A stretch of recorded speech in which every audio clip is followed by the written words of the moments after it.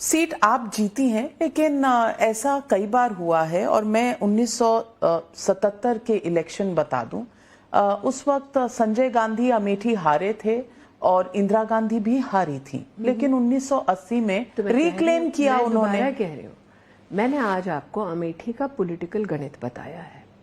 किसी का भी अधिकार है इस लोकतंत्र में, वो कहीं से भी चुनाव लड़ सकते हैं। 1977 का जो आप इतिहास मुझे बता रही हैं, इतिहास के कई ऐसे गंभीर पन्ने हैं अमेठी के संदर्भ में। अगर आज मैंने वो पन्ने खोल दिए नाविका जी, तो गांधी खानदान के लिए कई प्रश्नों का उत्तर देना मुश्किल हो जाएगा। खोलिए, क्योंकि जनता को जानना जरूरी है। आप अब तक क्यों नहीं बोल? क्योंकि चुनाव आने दीजिए, जब तर्क वितर्क होगा। कुछ तथ्य ऐसे हैं जो आएंगे बाहर, जिनका जवाब उन्हें निश्चित तो रूप से यानी ये देना तथ्य आपने संभाल के रखे हैं, छुपा के रखे हैं, ताकि चुनाव में इस्तेमाल कर सके? बिल्कुल नहीं। मैंने जो आज आपको तथ्य बताए वो पब्लिकली अवेलेबल है, लेकिन किसी की भी रिसर्च का शायद विषय नहीं बने, इसलिए उन तथ्यों को पुनः आपके सामने प्रस्तुत कर रही हूँ। तो ऐसे कई तथ्य हैं अमेठी के बारे में जो कहीं ना कहीं, कभी ना कभी मैंने कहा है, कहीं ना कहीं अगर आप आज रिसर्च करने बैठे तो आपको मिलेगा। क्या आपने कभी कल्पना की थी कि जिस अमेठी लोकसभा क्षेत्र में विधानसभा के चुनाव की जिम्मेदारी गांधी वाड्रा परिवार के पास है, वहां 4 सीटों पर जमानतें जब्त हुई हैं? तो जो लोग कह रहे हैं उसके पीछे पृष्ठभूमि क्या है? मेरा जो कॉन्फिडेंस है उसके पीछे फाउंडेशनल इंफॉर्मेशन क्या है, वो मैंने आज आपके सम्मुख प्रस्तुत की। ये इंफॉर्मेशन है, किसी ने शायद कोलेट करके प्रस्तुत नहीं की, मैं कर रही हूँ।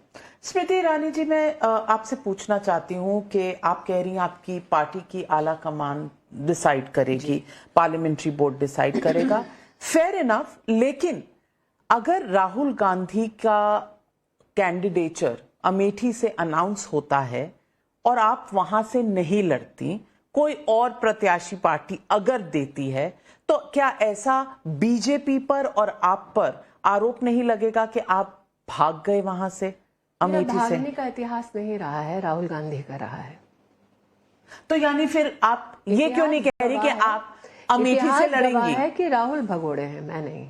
आप अमेठी से फिर लड़ेंगी, ये क्यों नहीं कहती? मैंने दोबारा कहा आपसे और पुनः कहती हूँ कि राहुल जी अपनी पार्टी के मालिक हैं, मैं अपनी पार्टी की कार्यकर्ता हूँ। और कार्यकर्ता, लेकिन आप लड़ना चाहती हैं अमेठी से? कार्यकर्ता का नियम यह है नाविका जी कि जो उसका संगठन तय करे वही वो कार्यकर्ता करता है। मैं दोबारा कहती हूँ, मैं 2 बार राज्यसभा से गुजरात से सांसद रह चुकी हूँ।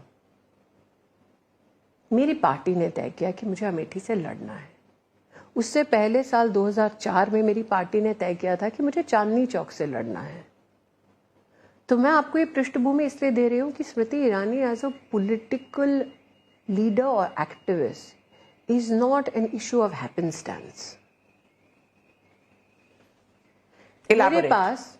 मेरे पास राज्यसभा में जिस नोडल जिले की जिम्मेदारी थी जब मैं गुजरात से सांसद थी, उस जिले का नाम है आणंद। वहां पर भाजपा नहीं जीतती थी।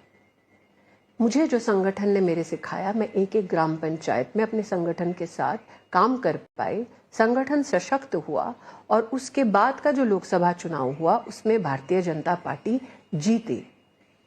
तो आप स्मृति ईरानी को एक इंडिविजुअल के दृष्टिकोण से देखते हैं। हम कहते हैं कि हम 60,000 हैं। I am a part of the team of 60,000 कार्यकर्तास in Amethi.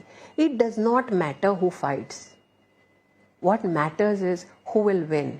And very humbly I can assure you, BJP will. Faces are important.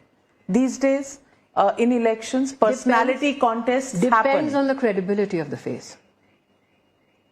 So I'm asking you, अच्छा, आप ये नहीं declare कर सकती कि आप लड़ेंगी? How credible is the face of, let's say, Priyanka Vadra or Rahul Gandhi politically? Even if it hasn't been so far, according to the BJP, it can change. You can hope. According to the BJP, it can change is a statement. No, I said even if it wasn't credible, according to the BJP, like I said, it can change in the future. That position is steeped in fallacy. Firstly, if you look at the history of contribution of these two individuals, what is it about that foundational history of their political so-called positioning that has made you believe that they have a credible political face. That face was tested in the so-called bastion and failed in 1922. What makes you think that people who are not आप भी हारी थी 2014 में, फिर 2019 में जीत गई। मैं दोबारा कह रही हूँ नाविका जी, 2014 में मुलायम सिंह यादव ने खुद आकर कहा कि मुझे 1 लाख वोट ट्रांसफर करने की अपील की गई, मैंने किया। आप नेतृत्व की बात कर रही हैं जो अपना चुनाव खुद नहीं जीत सकता। आप मुझे बोल रहे हैं कि वो पॉलिटिकली क्रेडिबल है। मैं लार्जर नेशनल कॉन्टेक्स्ट की बात नहीं कर रही हूं, मैं एक सीट की बात कर रही हूं जो एक परिवार के पास 5 दशकों से है। वो व्यक्ति उस सीट से अकेले चुनाव नहीं लड़ सकता। आप बार बार कह रही हैं कि मैं सोनिया जी का बेटा, ऐसे क्यों? सोनिया जी ने मुलायम जी को फोन किया, ये मुलायम जी का स्टेटमेंट है। आप एक इंडिविजुअल अडल्ट अगर अपने लिए कोई पॉलिटिकल सपोर्ट चाहता है, आपको क्या लगता है वो इंडिविजुअल अडल्ट उस पॉलिटिकल नेता को फोन करेगा या मम्मी फोन करेंगी? If you want to get that incensed about the detail I am professing now. So एक व्यक्ति, जब आप पॉलिटिकल क्रेडिबिलिटी की बात करते हैं, वो व्यक्ति अकेले चुनाव नहीं लड़ सकता।